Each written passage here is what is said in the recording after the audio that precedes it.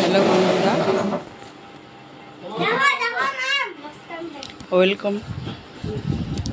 Welcome. আজকে আমার বৌদি ক্যামেরা করতে টাইম পায়নি, আজকে আমি করছি, বৌদির ননদ। আজকে আমার মামামের বার্থডে। আজকে বৌদি প্রচুর ব্যস্ত, আজকে আমার ছোট মামামের বার্থডে, তাই সারাদিন ব্লগ করতে পারেনি। আজকে সবাই ব্যস্ত।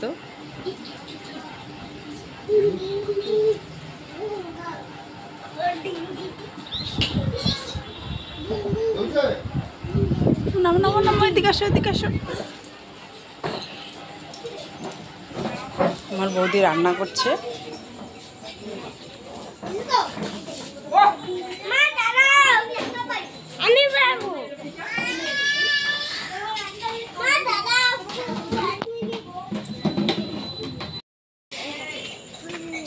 বৌদি রান্না হচ্ছে মাটন।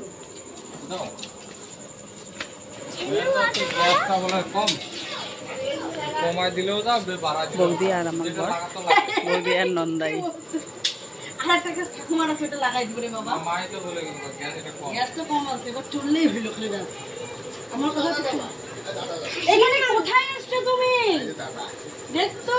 মাটন রান্না হচ্ছে।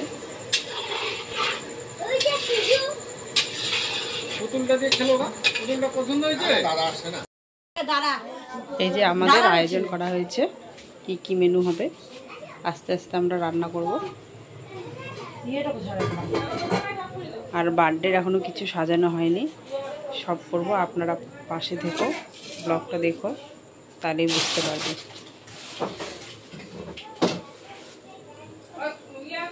বৌদি প্রচুর ব্যস্ত আজকে।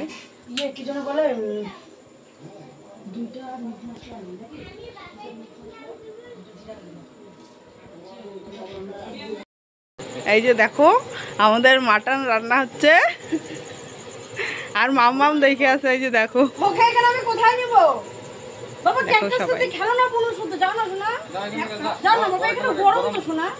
আজকে প্রচুর গরম পড়েছে, গরমে আজকে থাকা যাচ্ছে না।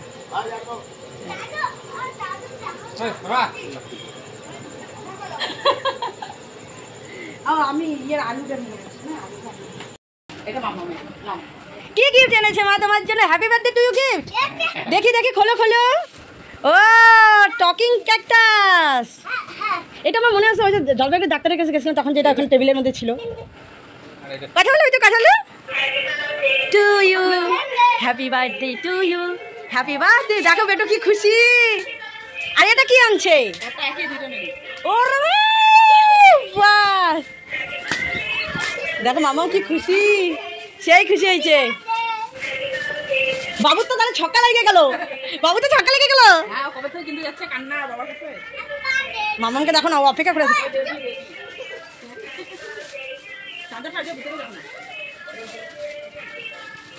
ভরে রাখি তো, চার্জার টার্জার গুলো লাগবে কখনো।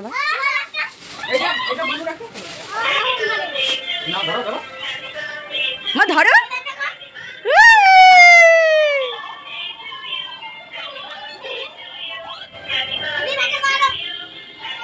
হ্যালো বন্ধুরা, welcome back my channel RJB family.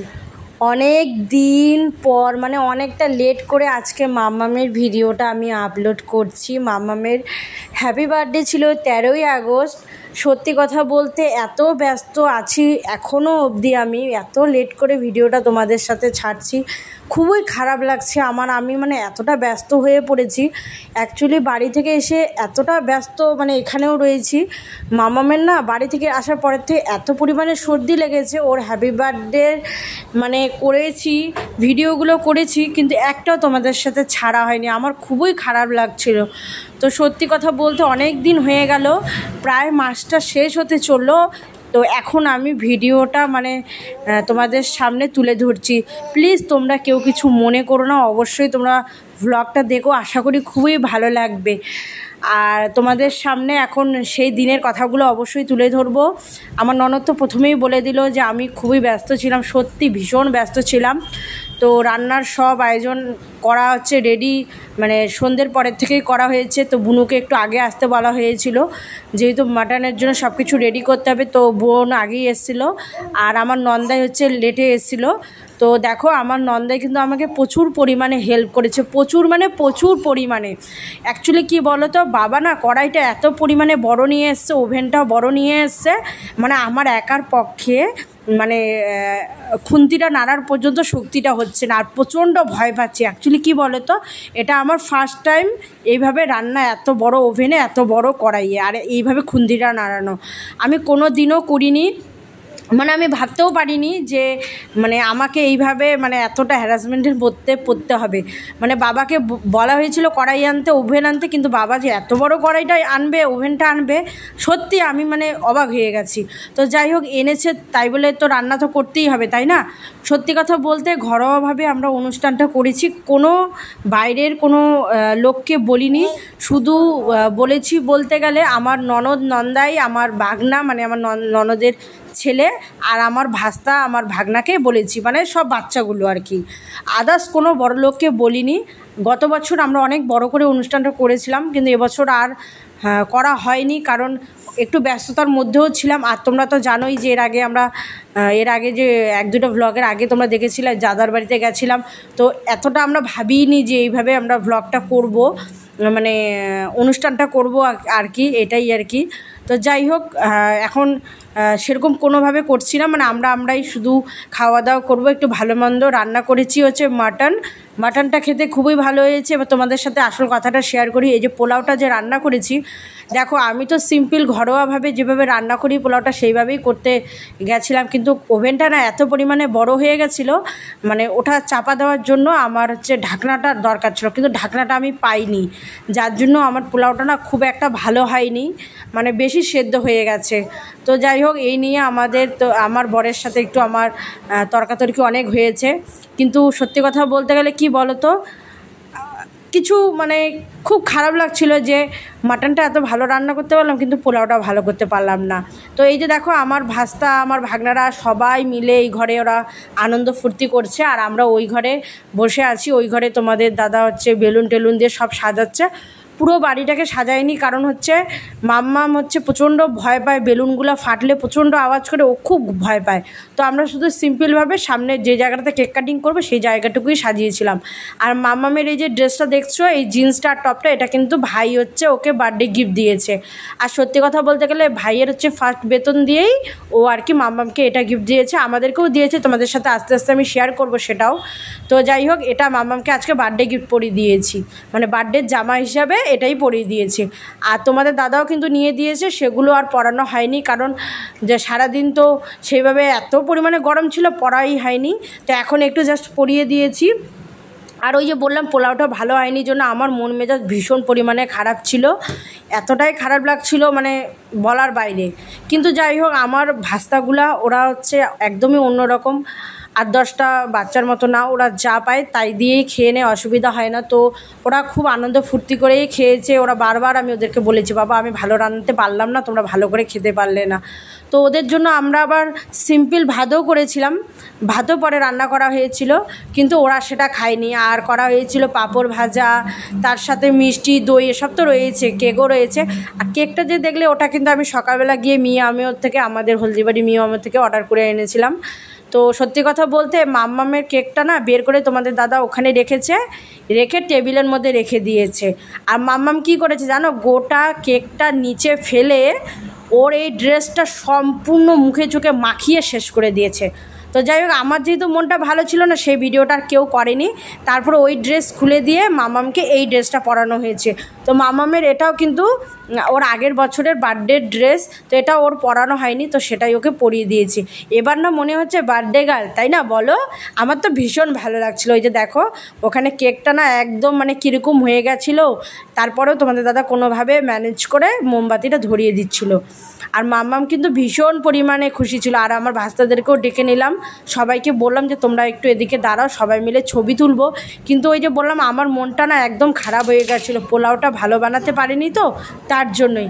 আসলে দেখো, সবসময় তো আমরা ওই 4-5 জনের মতো রান্না করি বাড়িতে, মানে বাড়িতে বলতে গেলে এইসব ভ্যারাইটিস খাবার তোমাদের দাদা তো সেরকম খায় না, আমি খাই, আর বাড়িতে মা ভাইয়েরাই খায়। তো এতগুলো মানুষ ধরে নাও, তা ওই ধরে নাও করেছি, ধরে নাও ওই 10-15 জনের বেশি হবে, এতগুলো লোকের রান্না করেছি।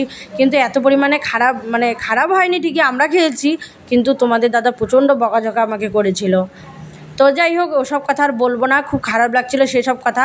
তো মাম্মাম দেখো এদিকে প্রচণ্ড ভয় পেয়ে গেছিলো, কেন বলো তো, ওই যে বেলুন একটা ফাটিয়ে দিয়েছিল তার জন্য। তারপরে ওকে এখান থেকে নিয়ে যাওয়ার কথা বলছিল বাবা। তো আমরা সবাই মিলে একটু বার্থডের ওখানে মানে বার্থডে গালের পাশে দাঁড়ানোর কথা সবাইকে বলেছি। তো মাম্মামটা আমার এত পরিমাণে কান্না করছিল, কি আর বলবো, কিছু বলারই ভাষা নেই। তো যাই হোক, কোনোভাবে তোমাদের দাদা ওকে বলে টোলে কেকটা কাটিং করিয়েছে। কিন্তু মেয়েটা আমার এত কান্না করে, কি আর বলবো, অ্যাকচুয়ালি ওই মুহূর্তে ওর কান্না পেয়ে গেছে, কিছু বলারই নেই। আর এই যে দেখো সবাই মিলে একটু ভিডিও করছে, একটু মানে ছবি টবি তুলছে। অ্যাকচুয়ালি জানো, ভালোভাবে একটা ছবিও তুলতে পারিনি, এত মনটা খারাপ হয়ে গেছিলো, মানে তাড়াহুড়ো, আর এত পরিমাণে সেদিন গরম ছিল, কিছু বলারই ভাষা নেই। তো যাই হোক, সবাই মিলে মাম্মাম তো কেক কাটিং করলো, মাম্মামকে এখন হ্যাপি বার্থডে উইশ করলাম। তো আমি তোমাদেরকে একটা কথাই বলবো, অবশ্যই তোমরা আমাকে কিন্তু জানাবে কেমন হয়, আমার ভিডিওগুলো জানাবে, ভালো হোক মন্দ হোক, কমেন্টস করবে, লাইক করবে, তারপরে হচ্ছে জানাবে আর কি, এটাই আমি বলবো। আর যারা নতুন দেখছো অবশ্যই তোমরা দেখো ভিডিও ব্লগগুলো, অবশ্যই তোমাদের ভালো লাগবে, আর আশা করি খুব পছন্দও হবে, এটাই বলবো। দেখো একা হাতে সমস্ত ভিডিও টিডিও সব করি, তো বাচ্চা সংসার সব একা হাতেই সামলিয়ে করি, তো একটু আমার একটু চাপ হয়ে যায়, কিন্তু তারপরেও আমি চেষ্টা করি যে তোমাদের সামনে সবটা তুলে ধরার। তো ওইটাই বলবো যে 13ই আগস্ট মামামের বার্থডে ছিল, আর আজকে কিন্তু ধরে নাও ওই 27 কি 28 এরকম আগস্ট, একটা মানে 27 তারিখ কি 28 তারিখ এরকম একটা চলছে আজকে ডেটটা। তো এতটা লেট করে আমি বার্থডেটার ভিডিওটা তোমাদের সাথে শেয়ার করছি, তাহলে কি বলো, ব্যস্ততা থাকে। তো যাই হোক, কোনোভাবে মামাম কেকটা কাটিং করলো, ওর দাদাদেরকে খাওয়াতে চাইছিল ওর বাবা, কিন্তু আমার মেয়ে ওদেরকে তো মানে ভূতের মতো ভয় পায়। কেন বলো তো, আমার ভাস্তাগুলো না চুল দাড়ি সব বড় রেখেছে, আর মাম্মাম ওগুলো দেখলে ভীষণ পরিমাণে ভয় পায়, যার জন্য খুব কান্নাকাটি করে। তো যাই হোক, আস্তে আস্তে সবার কেক কাটিং হয়ে গেল, সবাইকে একটু একটু করে খাইয়ে দেওয়া হলো। আর এদিকে আমার ননদ আবার একটু কেক টেক নিয়ে সবার মুখে টুকে মাখাচ্ছিল, আমাকেও মাখাচ্ছিল, এরকম আর কি বদমাইশি করছিল। তো যাই হোক, এইভাবে আমাদের কেক কাটিং পর্বটা শেষ হয়ে গেছে। তারপরে মাম্মামকে সবাই একটু আশীর্বাদও করে দিয়েছে, আমি ধান দুব্বার ব্যবস্থা করেছিলাম, তো ওটা হচ্ছে ঘরে করিনি, ওটা বারান্দায় করেছিলাম। তো সবাই মাম্মামকে একটু আশীর্বাদ করে তারপরে আমরা খাওয়া দাওয়ার আয়োজন করেছি। আর তোমরা তো প্রথমেই দেখলে আমার হচ্ছে ননদ আর আমার নন্দাই হচ্ছে মাম্মামকে বার্থডে গিফট হচ্ছে ক্যাকটাস দিয়েছে, টকিং ক্যাকটাস, আর বাবুকেও দিয়েছে, যেহেতু দুটোই বাচ্চা, তো একজনকে দিলে তো আর হবে না, দুটোকেই দিতে হয়, তাই না। তো আমার নন্দাই হচ্ছে তোমার বাবুর জন্যও নিয়ে এসছে, মাম্মামের জন্যও নিয়ে এসেছিলো। তো যাই হোক, এটা নিয়েছে। আর আমার ভাস্তারা মাম্মামের জন্য একটা জামা নিয়ে এসছে, তারপরে হচ্ছে তোমার অনেকগুলো ভাগনা হচ্ছে, অনেকগুলো চকলেট, অনেক বিস্কিট টিস্কিট ভরানো এসব নিয়ে এসেছিলো। তো এই আর কি ব্যাপারটা। আর তোমরা তো বলতে গেলে আমার দেওর তো দিয়েছে প্যান্ট গেঞ্জি, সেটা তো বললাম, আর তোমাদের দাদাও দিয়েছে। আর আমি আর কি দেবো বলো, আমি তো মা, আমি আর কি দেবো, আমি বুক ভরা ভালোবাসা আশীর্বাদ এসবই দেবো, কিছু করার নেই। আমার কাছে তো টাকা নেই যে ওকে আমি ভালো মন্দ কিছু গিফট করব। কিন্তু হ্যাঁ, চাই ভগবান যদি কোনো দিনও মুখ ফুটে দেখে আমার দিকে, আমি যদি কিছু করতে পারি, তাহলে অবশ্যই মামামের জন্য আমি কিছু না কিছু অবশ্যই শেয়ার করব তোমাদের সাথেও, এটাই আর কি বলার। তো যাই হোক, এইভাবে খুব আনন্দ ফুর্তি করলাম, খাওয়া দাওয়া করতে করতে ওই ধরে নাও 12টার কাছাকাছি সবার হয়ে গেছিলো।